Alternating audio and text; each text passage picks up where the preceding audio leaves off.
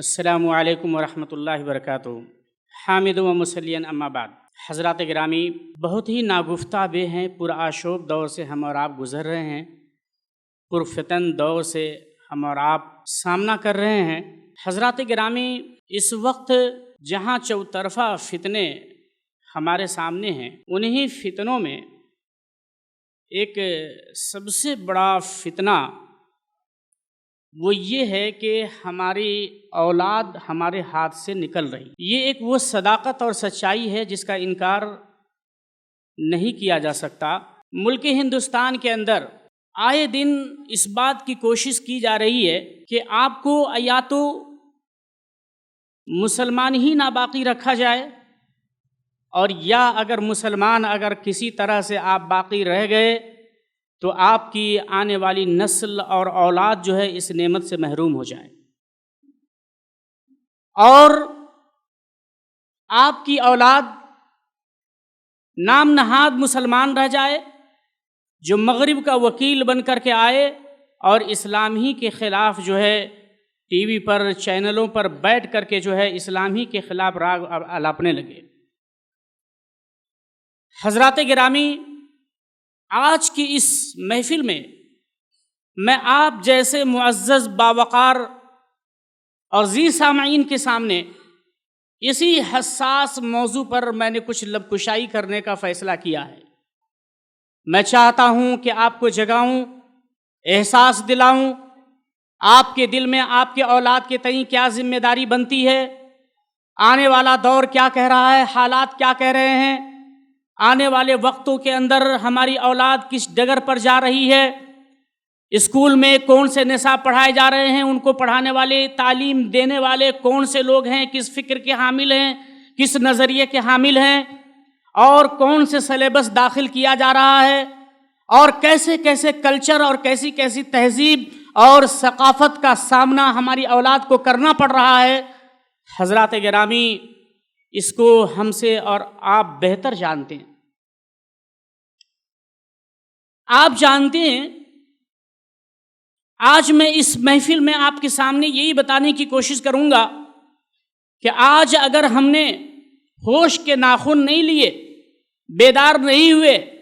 اگر احساس کمتری کے شکار رہے، خواب غفلت میں اگر ہم پڑے رہے اور اپنی اولاد اور بچوں کے تعلق سے یہ کہہ کر کے نظر انداز کرتے رہے کہ یہ تو ابھی بچہ ہے، ابھی عمر ہی کیا ہے، تو میرے بھائیوں، دوستوں اور بزرگوں، وہ دین دور نہیں کہ جس میں ہماری اولاد ہمارا نافرمان بن کر کے جو ہے خود ہمیں ہی ہمارے گھروں سے بے دخل کر کے جو ہے وہ حشر کرے گا، جس کا انجام بھی ہم نہیں سوچ سکتے۔ جیسا کہ آپ سب جانتے ہیں کہ اس وقت بہت سارے سماج میں، معاشرے میں ایسے گھر ہیں جس گھر میں انہیں کوئی کھانے پینے کی کمی نہیں، آسائش ہے، فارغ البالی ہے، خوشحالی ہے، اعلیٰ تعلیم ہے، ڈگری ہے، ملازمت ہے، منصب ہے، عہدے ہیں، ساری نعمتیں ان کے پاس موجود ہیں میرے بھائیوں، لیکن وہ خود اپنی اولاد سے پریشان ہے، اس لیے کہ اولاد کا بگڑ جانا، کسی بھی نسل کا خراب ہو جانا، یہ اتنا بڑا عذاب ہے کہ اگر کسی گھر کے اندر کسی کی اولاد اگر بگڑ جائے، اہل علم نے یہ بیان کیا کہ پھر اس گھر کو کوئی دوسری مصیبت اور عذاب کی ضرورت نہیں ہے۔ دل کے ففولے جل اٹھے سینے کے داغ سے، دل کے ففولے جل اٹھے سینے کے داغ سے، اس گھر کو آگ لگ گئی گھر کے چراغ سے۔ آج گھر کے چراغ سے ہمارا گھر جل رہا ہے۔ میرے بھائیوں، بزرگوں اور دوستوں، اسی نازک موضوع اور حساس موضوع پر میں نے کچھ بولنے کے لیے فیصلہ کیا ہے۔ قرآن مجید کا اگر آپ مطالعہ کریں گے تو قرآن مجید میں اللہ تبارک و تعالیٰ نے اولاد کو دو پہلو سے ذکر کیا ہے۔ اولاد کے تئیں قرآن کا ایک پہلو یہ ہے کہ اولاد یہ اللہ تبارک و تعالیٰ کا بہت بڑا انعام ہے، بہت بڑی بخشش ہے، بہت بڑی نعمت ہے، اور بہت بڑا تحفہ ہے۔ اور میرے بھائیوں، بزرگوں اور دوستوں، اس میں کوئی شک نہیں کہ اولاد بہت بڑی نعمت ہے، اس میں کوئی شک نہیں کہ اولاد اللہ تعالیٰ کا بہت بڑا عطیہ ہے، بہت بڑا تحفہ ہے۔ ہر آدمی کو اولاد کی خواہش ہوتی ہے، ہر آدمی اولاد کے لیے مچلتا ہے، تڑپتا ہے، ہر آدمی کے دلوں میں اولاد کی انگڑائیاں ہوتی ہے۔ خاص کر کے شادی کے کچھ سال کے بعد اگر اولاد نہ ہو، بچے نہ ہو، گھر کے اندر کلکاریاں نہ ہو تو بہو کو تانے سننے پڑتے ہیں۔ نہ جانے ایک انسان، ایک عورت جو ہے اولاد کے چکر میں اس کے حصول کے لیے اپنے ایمان کا سودا کرنے کے لیے درگاہوں پہ، مزاروں پہ، خانقاہوں پہ، آستانوں پہ اور باباؤں کے پاس کالے دھاگے کی شکل میں، گنڈے کی شکل میں، تعویذ کی شکل میں اور نہ جانے کون کون سے نگینے اور انگوٹھے کی شکل میں حضرات گرامی یہ خواتین اور یہ مرد حضرات جا کر اپنے ایمان کا سودا کرتے ہیں اولاد کے حصول کے لیے۔ جبکہ صداقت یہ ہے، حقیقت یہ ہے کہ اولاد دینے والا صرف اللہ تعالیٰ کی ذات ہے۔ اللہ تعالیٰ نے قرآن مجید کے اندر کہا ہے یہ اللہ کی مرضی ہے، وہ چاہے تو تمہیں بیٹا دے، وہ چاہے تو تمہیں بیٹی دے، وہ چاہے تو دونوں ملا کر کے دے، وہ چاہے تو دونوں سے محروم کر دے، یہ اللہ جو چاہتا ہے کرتا ہے۔ حضرات گرامی، اولاد اللہ تعالیٰ کی بہت بڑی نعمت ہے۔ اس کا اندازہ آپ کو اس بات سے لگائیے کہ انبیاء علیہم السلام جن کو نبوت ملی، نبوت بہت بڑی سعادت ہے، بہت بڑی فضیلت کی بات ہے، لیکن اس سب کے باوجود آپ دیکھیں گے ابراہیم علیہ السلام کی لمبی عمر ہونے کے بعد، زکریا علیہ السلام کے بڑھاپے کی دہلیز پر پہنچ جانے کے بعد بھی نبوت ملی ہوئی ہے، لیکن اولاد کی خواہش ختم نہیں ہوئی۔ اللہ تعالیٰ سے یہ دعا کی رب حب لی من الصالحین۔ پتہ یہ چلا میرے بھائیوں کہ ایک نبی کو بھی اولاد کی خواہش ہوتی ہے۔ اولاد بہت بڑی نعمت ہے، اولاد آنکھوں کا نور ہے، دل کا سرور ہے، اولاد بڑھاپے کا سہارا ہے، اولاد ایک ماں باپ کے لیے سکون کا ذریعہ ہے، یا آنکھوں کا ٹھنڈک ہے، یا اولاد سے ایک ماں باپ کو دلی تسکین ملتی ہے۔ یقیناً یہ نعمت ہے، اس میں کوئی شک نہیں، جو قرآن نے اس پہلو کو بیان کیا۔ اسی پہلو کو اللہ تبارک و تعالیٰ نے قرآن مجید کے اندر کہا کہ المال والبنون زینت الحیات الدنیا، لوگوں مال اور اولاد یہ دنیا کی زینت ہے، یہ دنیا کی رونق ہے، یہ دنیا کی چمک ہے، یہ دنیا کی خوبصورتی ہے۔ اور اس کے بعد اتنا ہی نہیں بلکہ بطور احسان اور نعمت کے طور پر اللہ تعالیٰ نے اولاد کا ذکر کرتے ہوئے سورہ نوح میں یہ بھی کہا فَقُلْتُ اسْتَغْفِرُوا رَبَّكُمْ إِنَّهُ كَانَ غَفَّارًا يُرْسِلِ السَّمَاءَ عَلَيْكُمْ مِدْرَارًا وَيُمْدِدْكُمْ بِأَمْوَالٍ وَبَنِينَ وَيَجْعَلْ لَكُمْ جَنَّاتٍ وَيَجْعَلْ لَكُمْ أَنْهَارًا مَا لَكُمْ لَا تَرْجُونَ لِلَّهِ وَقَارًا۔ نوح علیہ السلام سے کہا گیا اے نوح علیہ السلام اپنی قوم میں اعلان کر دیجئے، آپ لوگوں سے کہہ دیجئے استغفار کرو گے، توبہ کرو گے، معافی مانگو گے، اللہ کے سامنے رو گے، گڑ گڑاؤ گے تو کیا ہوگا؟ اللہ تعالیٰ تمہیں معاف کر دے گا، اللہ تعالیٰ تمہاری کھیتیوں کو سیراب کرے گا، اللہ آسمان کو برستا ہوا چھوڑ دے گا، اللہ تبارک و تعالیٰ زمین سے اناج کو اگائے گا، اللہ تعالیٰ تمہیں مال سے عطا کرے گا، اللہ تعالیٰ تمہیں اولاد کو عطا کرے گا۔ یہ ساری نعمتیں اللہ تبارک و تعالیٰ نے اس آیت کریمہ کے اندر بیان کیا۔ پتہ یہ چلا، معلوم یہ ہوا کہ اولاد بہت بڑی نعمت ہے، اسی لیے اللہ تبارک و تعالیٰ نے کہا کہ اولاد یہ بہت بڑی نعمت ہے، یہ دنیا کی زینت ہے۔ اولاد جس کو مل جاتی ہے آپ جانتے ہیں کہ اولاد کے ملنے کے بعد کتنی خوشی ہوتی ہے۔ لیکن یہ بھی ایک پہلو ہے قرآن مجید کا، یاد رکھیے گا میرے بھائیوں بزرگوں اور دوستوں،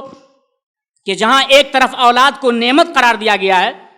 اور دنیا کی زینت اور چمک قرار دیا گیا ہے جو دل کا سکون اور ٹھنڈک ہے، وہیں دوسری طرف اس اولاد کو قرآن نے ہی فتنہ اور آزمائش اور مصیبت بھی قرار دیا ہے۔ اللہ اکبر، ذرا سوچئے اور ذرا غور کیجئے کہ قرآن مجید کا یہ اسلوب اللہ تبارک و تعالیٰ نے جو یہ بیان کیا کہ انما اموالکم و اولادکم فتنہ، کہ لوگوں سنو تمہارے مال فتنہ ہے، آزمائش کا ذریعہ ہے، تمہاری اولاد فتنہ ہے، یہ آزمائش کا ذریعہ ہے۔ یہی نہیں بلکہ آپ یہ سن کر کے بھی تعجب کریں گے کہ قرآن مجید میں اللہ تبارک و تعالیٰ نے یہ بھی کہا ہے کہ صرف فتنہ ہی نہیں، آزمائش ہی نہیں، بلکہ تمہاری اولاد تمہاری دشمن بھی ہے، تمہاری بیوی تمہاری دشمن بھی ہے۔ یا ایھا الذین آمنوا ان من ازواجکم و اولادکم عدوا لکم فاحذروہم، اے وہ لوگوں جو ایمان لے آئے ہو، تمہاری بعض بیویاں اور تمہارے بعض بچے جو ہیں تمہارے لیے دشمن ہیں، دشمن۔ حضرات گرامی ذرا سوچئے، قرآن کا ایک پہلو یہ کہ اولاد ہمارے لیے نعمت ہے، دوسرا پہلو یہ ہے کہ اولاد ہمارے لیے زحمت ہے، مصیبت ہے، وہ ہمارا دشمن ہے۔ دونوں پہلو اپنی جگہ بالکل صاف ہے اور کلیئر ہے. وہ یہ ہے پہلو میرے بھائیوں کہ اگر ہم نے اپنی اولاد کی صحیح تربیت اگر نہیں کی، اگر ہم نے اس پودے کی صحیح آبیاری اگر نہیں کی، اگر اس نسل کی صحیح دیکھ ریکھ اگر ہم نے نہیں کی، اگر ہم نے ان کو تعلیم سے آراستہ نہیں کیا، اگر ہم نے خشیت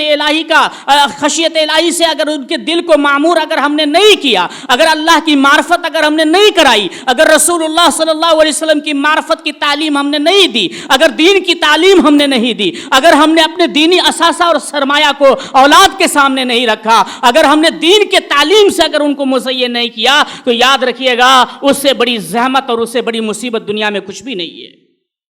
اور اگر ہم دینی اعتبار سے، دینی پہلو کے اعتبار سے اگر ہم اپنی اولاد کی تربیت کرتے ہیں تو یاد رکھیے گا میرے بھائیوں، بزرگوں اور دوستوں، یہ ہمارے لیے نعمت ہے، یقیناً یہ رحمت ہے، یہ ہمارے لیے سکون کا ذریعہ ہے. اسی لیے میرے بھائیوں، بزرگوں اور دوستوں، آپ یاد رکھیے بحیثیت والد، بحیثیت گارجین آپ یہاں پہ تشریف رکھتے ہیں. آپ کو اللہ نے اولاد سے نوازا ہے، اولاد کی ذمہ داری ہے. اولاد کی ذمہ داری صرف یہ نہیں ہے کہ اگر آپ نے صرف اچھے اسکول میں داخلہ کرا دیا، اچھی کالج کے اندر آپ نے ایڈمیشن دلا دیا، آپ نے انجینئر بنا دیا، آپ نے لائر بنا دیا، آپ نے ڈاکٹر بنا دیا، آپ نے سائنسداں بنا دیا، اور پھر اس کے بعد بہترین بنگلے دے دیے، آپ نے خوبصورت جو ہے بہت ساری اچھی اچھی گاڑیاں آپ نے دے دی، اور آپ مطمئن ہو کر کے بیٹھ گئے کہ ہم نے اپنی اولاد کا حق ادا کیا. کلا و حاشا، ہرگز نہیں. مسلمانوں یاد رکھنا، یہ اولاد کا یہ حق نہیں ہے. یہ تو دنیاوی وہ ذمہ داری تھی جو ٹھیک ہے آپ نے ادا کیا، لیکن آخرت کی ذمہ داری ابھی باقی ہے، اور وہ آخرت کی ذمہ داری احساس ابھی باقی ہے. اس لیے کہ قیامت کے دن اللہ تبارک و تعالیٰ آپ سے یہ نہیں پوچھے گا کہ آپ کو جو ہم نے اولاد بطور نعمت جو ہم نے دیا تھا اس کو تم نے جو ہے ڈاکٹر کیوں نہیں بنایا، سائنسداں کیوں نہیں بنایا، یہ نہیں پوچھے گا. لیکن ہاں یہ ضرور پوچھے گا اگر اس کو اللہ کی معرفت نہیں ہے، رسول کا نام اگر اس کو معلوم نہیں ہے، دین کی معرفت نہیں ہے، تو اس کے بارے میں اللہ تعالیٰ کا سوال ہوگا، اللہ تبارک و تعالیٰ کا سوال ہوگا. میرے بھائیوں ذرا سوچئے. اسی لیے قرآن مجید میں سورہ تحریم میں اللہ تبارک و تعالیٰ نے بیان فرمایا، یا ایھا الذین آمنوا قوا انفسکم واہلیکم نارا وقودھا الناس والحجارہ علیہا ملائکۃ غلاظ شداد لا یعصون اللہ ما امرہم ویفعلون ما یؤمرون. اس آیت کریمہ میں اللہ تبارک و تعالیٰ مومنوں سے خطاب کرتے ہوئے کہا ہے، اے وہ لوگوں جو ایمان لے آئے ہو، دونوں تم اپنے نفس کو، اپنے آپ کو، اپنی جان کو بھی جہنم کی آگ سے بچاؤ، اور اپنی اولاد کو بھی جہنم کی آگ سے بچاؤ، جن کے ایندھن انسان اور پتھر ہوں گے، اور جن کے اوپر درست اور تند خو فرشتے جو ہے اس کے اوپر رکھ دیے گئے ہیں، جو اللہ کی نافرمانی نہیں کرتے، اور جو حکم اللہ تعالیٰ ان فرشتوں کو دیتا ہے وہ فرشتے فوراً اللہ تعالیٰ کا حکم جو ہے کر گزرتے ہیں. کیونکہ فرشتے یہ اللہ کی نورانی مخلوق ہیں، نہ کبھی اسٹرائک مچاتے ہیں، نہ کبھی سنڈے کی چھٹیاں مناتے ہیں، نہ اللہ کی نافرمانی کرتے ہیں، بلکہ پلک جھپکتے ہی اللہ کا جو آرڈر آتا ہے، جو حکم آتا ہے، فوراً یہ فرشتے کر گزرتے ہیں. یہ ایسے فرشتے ہیں جو کسی غریب کی غربت کو دیکھ کر ترس نہیں کھاتا. یہ ایسے فرشتے ہیں جو کسی امیر کی امارت کو دیکھ کر یا کسی کی سلطنت کو دیکھ کر روب نہیں کھاتا. یہ اللہ کے حکم کا منتظر ہوتا ہے. اللہ تعالیٰ نے احساس دلایا. اس آیت کریمہ میں اللہ تبارک و تعالیٰ نے کہا کہ لوگوں، سب سے پہلے اپنے آپ کو جہنم کی آگ سے بچاؤ، اپنی اولاد کو جہنم کی آگ سے بچانے کی فکر کرو، کیونکہ خود جب ہم جہنم کی آگ سے بچیں گے تبھی ہم اپنی اولاد کو بچانے کی فکر کریں گے. میرے بھائیوں، بزرگوں اور دوستوں، اسی لیے نبی کریم صلی اللہ علیہ وسلم نے ارشاد فرمایا، متفق علیہ روایت ہے، کلکم راعٍ وکلکم مسئول عن رعیتہ.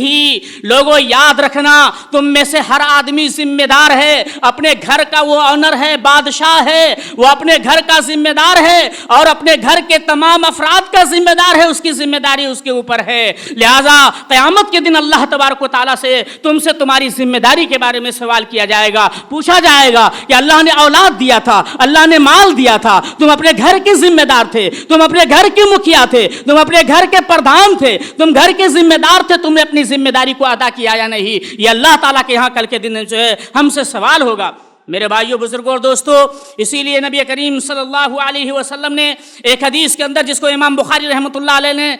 روایت کیا ہے، اس حدیث کے اندر یہ بات آئی کہ ما من مولود یولد علی الفطرہ فابواہ یہودانہ او ینصرانہ او یمجسانہ. یعنی ہر پیدا ہونے والا بچہ جو ہے فطرت اسلام پر پیدا ہوتا ہے، مسلمان بن کر کے پیدا ہوتا ہے، پھر اس کے ماں باپ اس کے سرپرست، اس کے ذمہ دار جس صفت کے حامل ہوتے ہیں اور جن عادتوں کے حامل ہوتے ہیں، جس عقیدے اور جس فکر کے حامل ہوتے ہیں، اسی فکر میں اور اسی نیچر میں جو ہے اپنی اولاد کو ڈھال لیتے ہیں۔ اگر کوئی یہودی ہے تو اس کا بچہ یہودی بنتا ہے، اس لیے کہ اس کی تربیت یہودیت پر ہوتی ہے۔ اگر کوئی نصرانی ہے تو اس کا بچہ نصرانی بنتا ہے، اس لیے کہ اس کی تربیت نصرانیت پر ہو رہی ہے۔ اگر کوئی مجوسی ہے تو مجوسیت پر اس کی تربیت ہوتی ہے، اور اگر کوئی توحید پرست ہے، موحد ہے، تو اس کی تربیت توحید پر ہوتی ہے۔ میرے بھائیوں، کہنے دیجئے، یہاں پہ یہ حدیث چیخ چیخ کر کے کہہ رہی ہے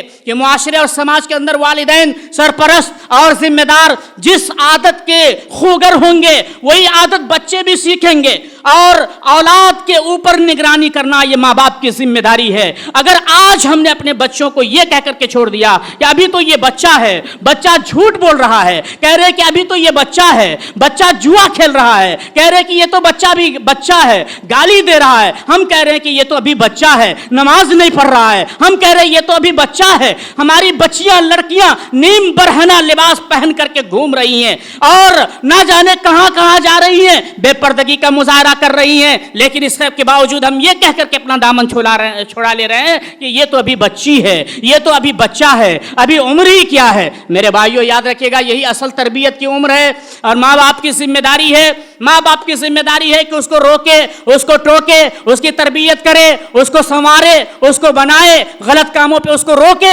یہ آپ کی ذمہ داری ہے۔ آپ کو میں یہ بات بتا دوں، مصطفیٰ سوائی انہوں نے اپنی کتاب کے اندر ایک واقعہ لکھا کہ ایک چور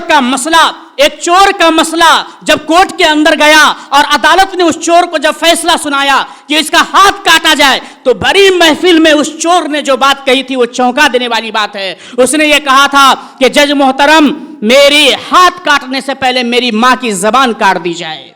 میری ماں کی زبان کاٹی جائے۔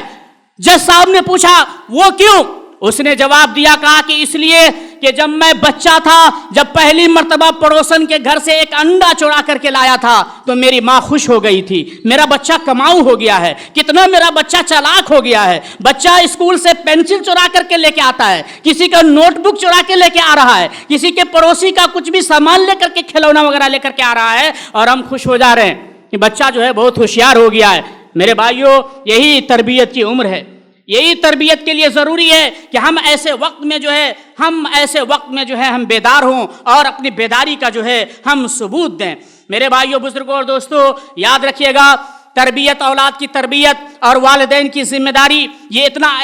نازک اور حساس مسئلہ ہے کہ عام طور پر ہم اور آپ کیا سوچتے ہیں، ہم نے اپنے بچوں کو مکتب بھیج دیا، کسی مدرسے میں بھیج دیا، مولوی صاحب آ کے ہمارے گھر پہ ٹیوشن پڑھا لے رہے ہیں، ہم مطمئن ہو کر کے بیٹھ گئے، اب ہمارے بچوں کی تو تربیت ہو گئی، اس لیے کہ تربیت کا سارا ہم نے سسٹم جو ہے ایک مکتب کے اوپر ڈال دیا ہے، ہم نے تربیت کا سارا سسٹم جو ہے ایک مولانا صاحب کے اوپر ڈال دیا ہے۔ میرے بھائیوں، معاف کیجئے گا، تربیت صرف مکتب کے اندر جو ہے چند منٹیں بچوں کے رہنے کا نام نہیں ہے، بلکہ تربیت ایک پورا نظام کا نام ہے، تربیت پورا ایک سسٹم کا نام ہے۔ سب سے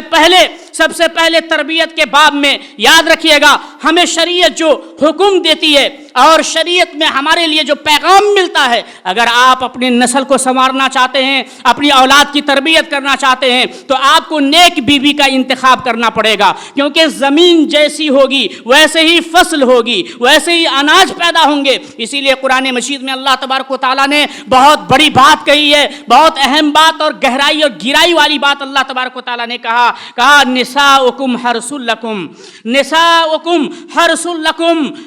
فاتو حرثکم انا شئتم، لوگو تمہاری بیوی تمہارے لیے کھیتی ہے، لہذا تم اپنی کھیتی میں جس طریقے سے چاہو تم آؤ، جہاں سے چاہو آؤ۔ اہل علم نے یہ اس آیت کریمہ کی تشریح میں یہ بیان کیا، اگر ایک آدمی اسی ایک آیت کریمہ کے مفہوم پہ اگر غور کر لے اور صحیح سے اگر اس آیت کو پڑھ لے تو میرے بھائیو تربیت کا مفہوم اس کو سمجھ میں آ جائے گا۔ پوری تربیت کا ایک سسٹم اللہ تبارک و تعالیٰ نے اس آیت کریمہ کے اندر بیان کیا ہے۔ آپ جانتے ہیں اللہ تبارک و تعالیٰ نے بیوی کو کھیتی سے تشبیہ دیا۔ آپ ایک کھیتی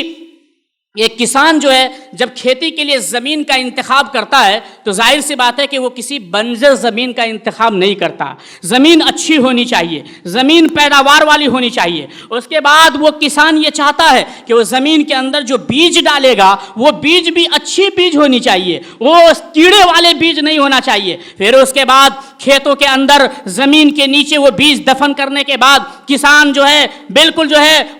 جو ہے بے چین نہیں ہو جاتا, بے فکر نہیں ہو جاتا, بلکہ اپنے کھیتوں کی نگرانی کرتا ہے, اپنے فصل کی نگرانی کرتا ہے, اور اس وقت تک کرتا رہتا ہے جب تک کہ وہ پھل پک کر کے تیار نہ ہو جائے, وہ کھیتی کاٹنے کے قابل نہ ہو جائے. اور جب وہ کھیتی کاٹنے کے قابل اور ساری محنت اور سارا جد و جہد وہ کسان کر لیتا ہے, تب جا کر کے اللہ تعالیٰ کے حوالے کر دیتا ہے کہ اے اللہ میں نے محنت کر لی ہے, میں نے صحیح زمین کا انتخاب کر لیا, میں نے بیج بھی بو دیا ہے, میں نے ہل بھی چلا دیے ہیں, اے اللہ میں نے دن رات اور محنت بھی کر لیا ہے, اے اللہ میں نے زمین کے اندر بیج کو ہم نے دفن کر دیا, ہم نے چھپا دیا, ساری محنت ہم نے کر دی, اے اللہ انجام تیرے ہاتھ میں ہے. اسی لیے اہل علم نے لکھا ہے اولاد کی تربیت کے تعلق سے یہی چیز ہونی چاہیے کہ اولاد کے تعلق سے اگر ہم چاہتے ہیں کہ ہماری اولاد نیک ملے اور نیک اولاد ہو تو نیک اولاد کے حصول کے لیے صحیح بیوی کا انتخاب کرنا بہت ضروری ہے جو زمین کی طرح ہے. اگر ہم چاہتے ہیں کہ ہماری اولاد صالح ہو تو یاد رکھیے گا اکل حلال یعنی حلال روزی اس کے منہ میں ڈالنا, اس کے پیٹ میں ڈالنا, یہ ہمارے لیے بہت ضروری ہے. یاد رکھیے گا اس کے بعد اس کی نگرانی کرنا, دیکھ ریکھ کرنا, اور اس سب کے باوجود اللہ تعالیٰ سے دعائیں کرنا کہ رب حبلی من الصالحین, اے اللہ میرے بیٹے کو بنانا تو اے اللہ نیک بنانا, اے اللہ اس کے رسول کا وفادار بنانا, ملت اسلامیہ کا وفادار بنانا, ہمارے آنکھوں کے ٹھنڈک اور اس کا سکون بنانا. یہ دعا جو ہے ایک آدمی اللہ تبارک و تعالیٰ سے کرتا ہے. نساؤکم حرث لکم کتنی جامع آیت ہے, اور کس قدر اس کے اندر آیت کریمہ کے اندر جو ہے اللہ تبارک و تعالیٰ نے یہ پیغام دیا ہے. میرے بھائیوں, بزرگوں اور دوستوں, اسی لیے پیارے رسول صلی اللہ علیہ وسلم نے اور قرآن مجید میں خود اللہ تبارک و تعالیٰ نے صاف واضح طور پر یہ کہہ دیا وَلَا تَنْكِحُوا الْمُشْرِكَاتِ حَتَّى يُؤْمِنَّ. اے لوگوں, اے معاشرے کے نوجوانوں, اے اسلام کے کلمہ پڑھنے والوں, تم کسی بھی اس لڑکی سے شادی مت کرو جو مشرکہ ہے, جو شرک کے گھرانے سے تعلق رکھتی ہے. ایسے مشرکہ عورت سے شادی مت کرو, کیونکہ اس سے شادی کرو گے تو تمہارے اولاد میں بھی شرک جو ہے پھیل جائے گا, اور یہ ایسا سنگین گناہ ہے جس کو اللہ تبارک و تعالیٰ کبھی بھی معاف نہیں کرے گا. میرے بھائیوں, بزرگوں اور دوستوں, آپ جانتے ہیں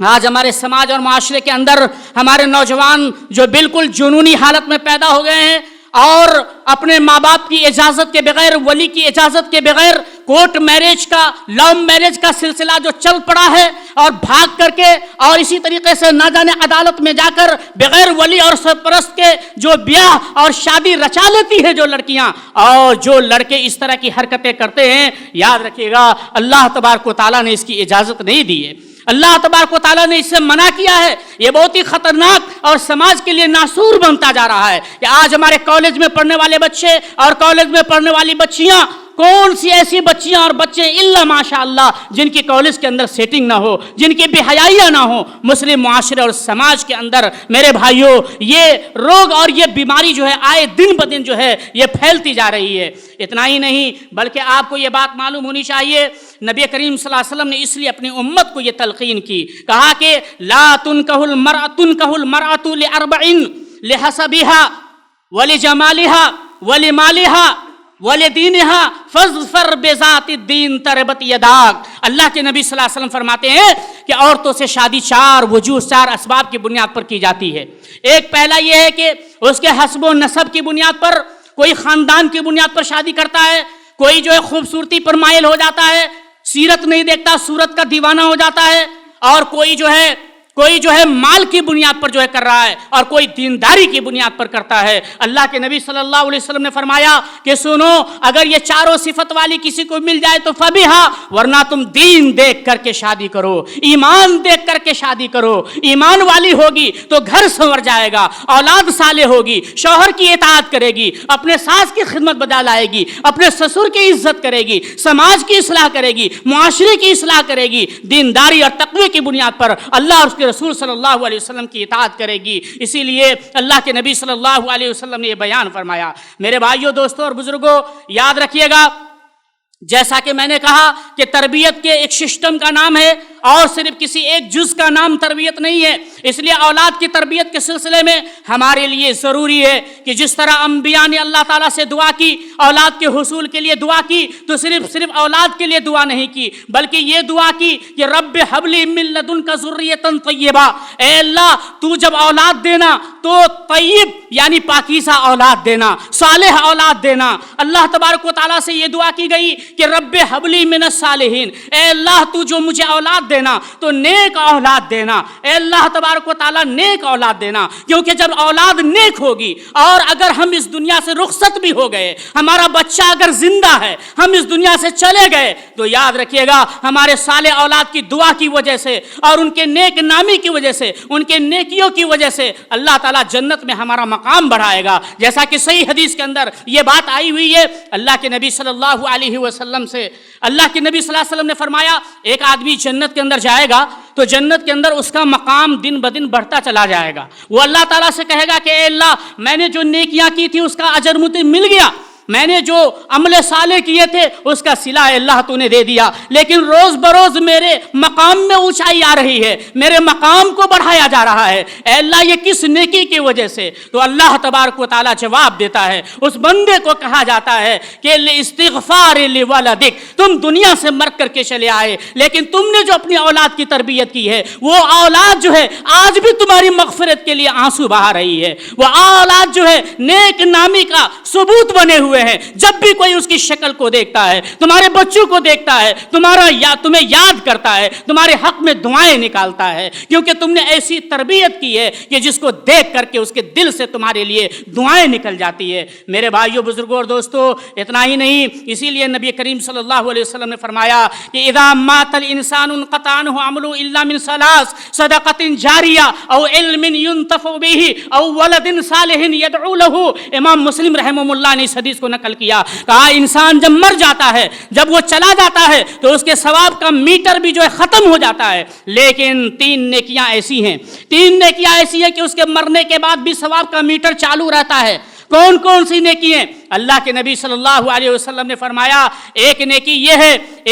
یہ اذا مات الانسان انقطع عنہ عمله الا من ثلاث، صدقۃ جاریہ، صدقہ جاریہ کے طور پر جو ہے آپ نے کوئی کام کر دیا، آپ نے کوئی مدرسہ بنوا دیا، آپ نے کنواں کھودوا دیا، آپ نے ہاسپٹل بنا دیا، آپ نے مسجدیں بنا دی ہیں، آپ نے لائبریری بنا دی ہے، اپنی زندگی کے اندر یہ کام آپ کر کے چلے گئے، آپ کے جانے کے بعد لوگ اس مسجد کے اندر نماز پڑھ رہے ہیں، اس لائبریری سے فائدہ اٹھا رہے ہیں، اس مدرسے میں اپنے بچے کو تعلیم دے رہے ہیں، اس مکتب میں اپنے بچے کی تربیت کر رہے ہیں، اس کتاب سے اپنی اصلاح کر رہے ہیں، یہ صدقہ جاریہ ہے اور اس کا ثواب آپ کے مرنے کے بعد بھی آپ کو ملتا رہتا ہے۔ صدقۃ جاریہ او علم ينتفع به، یا وہ علم جس سے لوگ فائدہ اٹھائیں۔ آج امام بخاری رحمۃ اللہ علیہ ہمارے بیچ میں موجود نہیں ہے لیکن ان کی بخاری شریف ہمارے درمیان میں موجود ہے۔ جب بھی ہم بخاری پڑھتے ہیں اور بخاری پڑھنے کے بعد جب نبی کی سیرت سے قریب ہوتے ہیں تو اس کا ثواب امام بخاری رحمہ اللہ کو بھی ملتا ہے۔ اس لیے اتنے سارے محدثین ہیں اور اتنے سارے علماء ہیں جنہوں نے قلمی جو رشحات انہوں نے چھوڑے ہیں، جو قلمی سرمایہ چھوڑا ہے، جو انہوں نے تصنیفات چھوڑی ہیں، جو بڑی بڑی کتابیں چھوڑی ہیں، آج ان کتابوں کو پڑھ کر کے جو لوگ بھی اپنی اصلاح کر رہے ہیں ان کا ثواب ان کو بھی مل رہا ہے۔ تو یہ اپنی زندگی کے اندر او ولد صالح يدعو له، میرے بھائیوں بزرگوں اور دوستو، تو صدقۃ جاریہ او علم ينتفع به او ولد صالح يدعو له، یعنی وہ نیک بچہ جو صالح ہے اور آپ کے مرنے کے بعد جو ہے آپ کے لیے دعائیں کر رہا ہے، رب ارحمہما کما ربیانی صغیرا، اے اللہ میرے ماں باپ کے اوپر بھی ایسے ہی رحم کرنا جس طرح اس نے میرے بچپن کے اندر رحم کیا تھا، جس طرح اس نے مجھے پوسا تھا، پالا تھا، بڑا کیا تھا، جوان کیا تھا، خود سردی گرمی برسات کو سہ کر کے پردیس کی زندگی اختیار کیا، لیکن اس سب کے باوجود بھی وہ ہمارا خیال کیا۔ تو میرے بھائیوں بزرگوں اور دوستو، یعنی وہ لڑکے جو یعنی آپ کے لیے جو دعائیں کرتے ہیں ان کی دعاؤں کی وجہ سے اللہ تبارک و تعالیٰ آپ کے ثواب کا میٹر بھی جو ہے اللہ تبارک و تعالیٰ جو ہے یعنی جاری رکھتا ہے۔ اتنا ہی نہیں بلکہ اولاد کی تربیت کے سلسلے میں آپ کو یہ بھی بات میں بتاتا ہوا چلوں کہ اولاد کی تربیت کے لیے ہمارے لیے بے حد ضروری ہے کہ ہم شیطان کے شر سے جو ہے اپنی اولاد کی ہم حفاظت کریں۔ آپ جانتے ہیں کہ شیطان ہمارا ازلی دشمن ہے، شیطان ہمارا دائمی دشمن ہے، لیکن یاد رکھیے گا اللہ کے نبی صلی اللہ علیہ وسلم نے ایک ماں باپ کو بھی یہ کہا کہ ازدواجی تعلقات قائم کرتے سمے نبی کی سنت ہے کہ جب بھی کوئی مرد اپنے بیوی سے ملے تو یہ دعا پڑھے، بسم اللہ اللہم جنبنا الشیطان وجنب الشیطان ما رزقتنا۔ اے اللہ یہ کام جو ہم کرنے جا رہے ہیں، اے اللہ شیطان سے اس کام میں تو ہمیں محفوظ فرما لے۔ اے اللہ اس کام کے بعد اگر تو نے روزی مقدر کر دی ہے، اولاد اگر مقدر کر دی ہے، تو اس اولاد کو بھی تو شیطان سے بچا لے۔ اللہ کے نبی صلی اللہ علیہ وسلم اپنے حسن حسین نواسے کو یہ دعا پڑھتے تھے، اعوذ بکلمات اللہ التامہ من کل شیطان ہامہ ومن کل عین لامہ۔ یہ نظر بد سے بچنے کی دعا ہے، یہ بیماری سے بچنے کی دعا ہے، یہ شیطان کے حملے سے بچنے کی دعا ہے۔ اللہ کے نبی صلی اللہ علیہ وسلم نے کہا جب مغرب کی اذان ہو جائے، جب مغرب یعنی سورج یعنی غروب ہونے لگے، اندھیرا پھیل جائے، اپنے بچوں کو اپنے گھروں میں روک لو۔ آج دیکھیے ہمارے بچے گھر میں نہیں بلکہ باہر موجود ہوتے ہیں، سڑکوں پہ ہوتے ہیں، کھیل رہے ہوتے ہیں۔ جس وقت نبی کریم صلی اللہ علیہ وسلم نے کہا یہ شیطان کے انتشار کا وقت ہے، لہٰذا اپنے بچوں کو اپنے گھر کے اندر رکھو، اس وقت ہمارا بچہ جو ہے گھر کے باہر میرے بھائیوں دوستوں اور بزرگوں جو ہے کھیل رہا ہے۔ یاد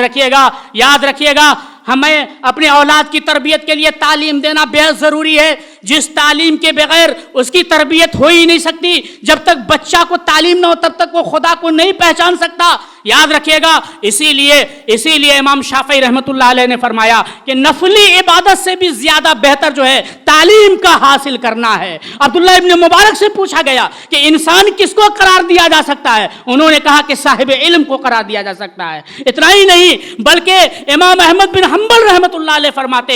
فرماتے ہیں کہ انسان کو کھانے پینے سے بھی زیادہ علم کی ضرورت ہے، کیونکہ کھانے پینے کی ضرورت تو صرف 2 مرتبہ پڑتی ہے، لیکن علم کی ضرورت ہر سانس پر ہے۔ میرے بھائیوں بزرگوں اور دوستوں، یہ تعلیم سے آراستہ کرنا ہم اپنے بچوں کے لیے بے حد ضروری ہے، اور اس کی تربیت کرنا یہ کہہ کر کیا کہ ابھی بچہ ہے اور اس کو نظر انداز کرنا یہ قطعی درست نہیں ہے۔ آپ حدیث کو اٹھا کر کے دیکھیے، اللہ کے نبی صلی اللہ علیہ وسلم نے بچے کی غلطی دیکھی تو آپ نے تنبیہ فرمائی، مشفقانہ تنبیہ فرمائی۔ عمر بن سلمہ رضی اللہ تعالیٰ عنہ وہ کہتے ہیں میں بچہ تھا، چھوٹا بچہ تھا، نبی کے دسترخوان پہ تھا، کھانا کھا رہا تھا، میرا ہاتھ دسترخوان میں یعنی اس برتن میں ادھر ادھر پھیل رہا تھا، ادھر ادھر پھر رہا تھا۔ اللہ کے نبی صلی اللہ علیہ وسلم نے کہا یا غلام سم اللہ وکل بیمینک وکل مما یلیک، اے میرے بیٹے بسم اللہ کہو اور اللہ کا نام لو، اور جو تمہارے سامنے والا کھانا جو ہے تم کھاؤ۔ ذرا دیکھیے حسن حسین جو آپ کے نواسے ہیں، ایک مرتبہ صدقے کی کھجور کھا لی، اللہ کے نبی صلی اللہ علیہ وسلم نے کہا کخ تھوک دے اما علمت اللہ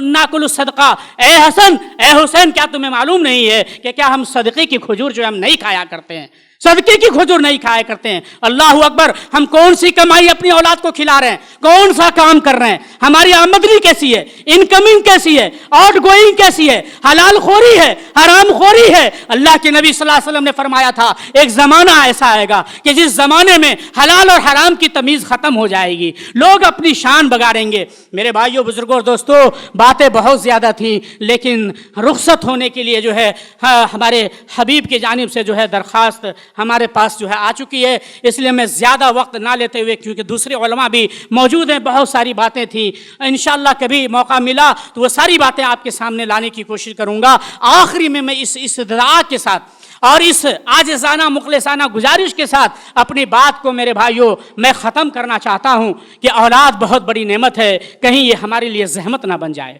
اس لیے ہم اپنی ذمہ داری کو سمجھیں۔ ماؤں سے میری گزارش ہے کہ اپنی بیٹیوں پر دھیان دیں، وہ کب جاتی ہیں، کہاں جاتی ہیں، اور اسی طریقے سے آج جو موبائل کا فتنہ ہے اور اس موبائل کے فتنے کے اندر جو عیاشی، فحاشی، عریانیت، بے حیائی اور نہ جانے یوٹیوب اور اسی طریقے سے انسٹاگرام اور کتنے ایسے وسائل ہیں موبائل کے میرے بھائیوں جس نے ہماری اولاد کے اخلاق کو بگاڑ کر کے رکھ دیا ہے، ہماری نسل کو تباہ کر کے رکھ دیا ہے۔ اور یہی غیر مسلم چاہتے ہیں کہ یا تو تم مسلمان ہی باقی نہ رہو یا مسلمان ایسا مسلمان باقی رہو جیسے فلمی ہیرو رہتے ہیں جو کسی مندر میں بھی جا کر کے پوجا کر لیتے ہیں اور مسلمانوں کے ساتھ آ کر کے نماز بھی پڑھ لیتا ہے۔ ایسا مسلمان حکومت چاہتی ہے، وقت کا مطالبہ ہے، فیصلہ آپ کو کرنا ہے میرے بھائیوں، ہمیں کیسا مسلمان بننا ہے، ہماری نسل کی کیسی آبیاری کرنی ہے، ہماری نسل کی کیسی تربیت کرنی ہے، یہ بہت بڑا سوال ہے۔ اگر آج اس سوال پر سنجیدگی سے غور نہیں کریں گے، یاد رکھیے گا کل آنے والا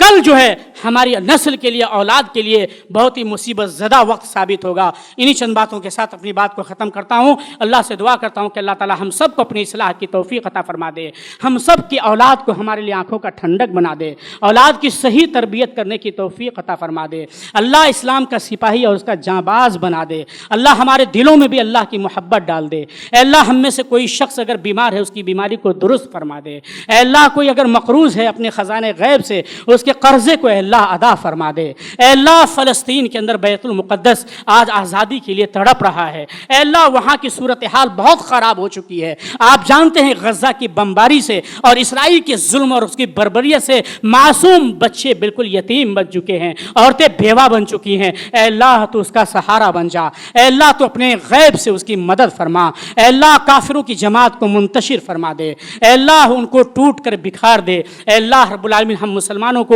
اتحاد و اتفاق سے جینے کی توفیق عطا فرما دے، جب تک تو زندہ رکھے ایمان پر زندہ رکھے، خاتمہ بھی اسی سرمایہ پر ہو، آمین ثم آمین، وآخر دعوانا الحمدللہ رب العالمین۔ السلام علیکم ورحمۃ اللہ وبرکاتہ۔